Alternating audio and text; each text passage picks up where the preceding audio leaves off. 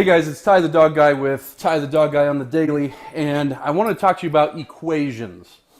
Because believe it or not, your dog kind of understands some equations. Not very well, but to a degree your dog understands equations. So, right here, this might look a little disgusting. Got a roast duck. Well, it's actually delicious, but it's kind of carved up, and so it doesn't look amazing right now. But right here I've got a roast duck. And so it's sitting on my counter. It's sitting undisturbed. Cooked it up last night, getting ready to carve a little bit more out for dinner here. I don't normally eat duck. That might make me sound kind of fancy here, but we bought a duck recently because we're coming out with a new dog food line, and it's got duck in it, and so we were photographing the ingredients and things like that. So don't think I'm sitting here eating caviar and duck every day. Although I do like duck when I get it. This thing's awesome. But anyways, so sitting here with duck on the counter, and my dog's leaving it alone. Now, of course she's leaving it alone. Good job, Chip. She's leaving it alone because I'm here. Now, here's the thing. A lot of us put ourselves in the equation. So what I mean by that is duck on the counter plus dad equals don't get up on the counter. And the problem is that's where a lot of people leave their training is they don't add all the other equations that they need. Because what are the other equations? Well, let's do some math here. Duck plus dad equals leave it alone. Subtract dad, duck equals go for it, or whatever, right? And I could be talking about duck. I might be talking about, any sort of food that's left, any sort of, grabbing toilet paper out of the trash, grabbing diapers out of the diaper pail. If you've got kids, you know exactly what I'm talking about and how disgusted you are when your dog grabs diapers out of the diaper pail. But anyways, you become part of the equation for your dog. And so the dog starts to realize, well, if he's there, I'm going to leave it alone. But if he's not there, I'm going for it. And so what the problem that we run into is a lot of dogs very quickly realize how to get away with stuff. And the owner says, gosh, I hear this all the time. He knows he's doing something wrong because when I catch him, he slinks off to the corner and when in reality, he doesn't know. Well, he knows after the fact, he knows that you're ticked off, but in the moment that he's grabbing that duck off the counter, he's not thinking, oh, this is bad, but I sure like duck. What he's thinking is, the equation changed. Because in this moment that I'm now jumping on the counter to grab that duck, no one's there to tell me it's wrong, therefore it must be right. Now, if someone tells me 20 minutes later that it's wrong, okay, but that didn't help the dog in that moment.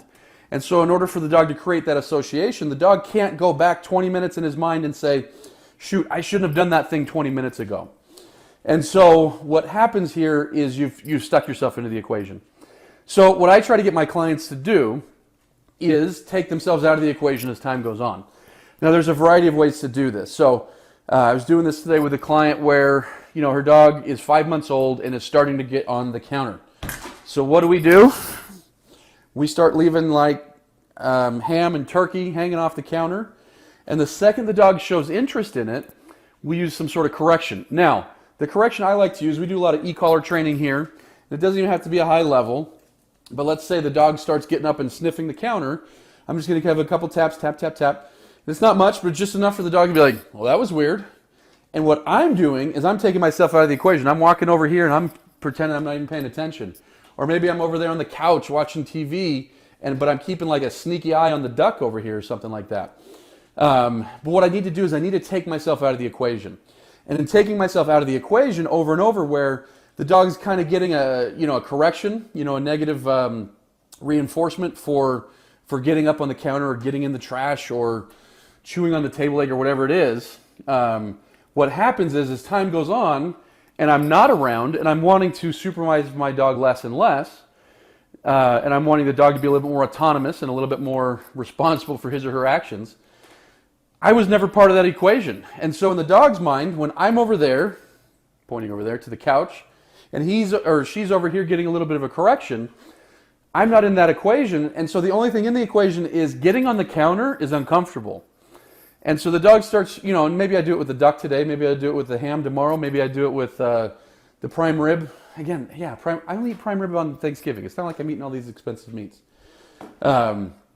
But anyways, if we keep doing it with, 3, 4, 5 times, and we're never part of the equation, it makes it so we can supervise the dog less and less, and the dog makes better decisions on his or her own without me having to be there constantly telling the dog what's right and what's wrong.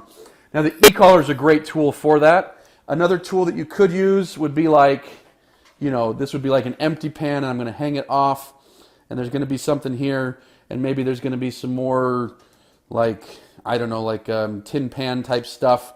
And so as the dog jumps up and bangs it and it falls off and it makes this big clatter, so that's a way to take yourself out of the equation. But this is the brilliance of the e-collar of today. It's such an easy tool.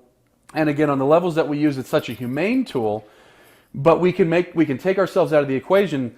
And what might have taken us months and months and months to accomplish years ago can take so much less time, and it's so much easier on us and it's so much easier on the dog. Because for the dog, it was just this tiny little tickle. Oops, dropping my remote there. For the dog, it was just this tiny little tickle, but it was enough to distract him and enough to be like, that's uncomfortable, I'd rather not. And so soon we've got a dog that's much more trustworthy. So look for ways to take yourself out of the equation when it comes to destruction and things like that, and you're going to be grateful.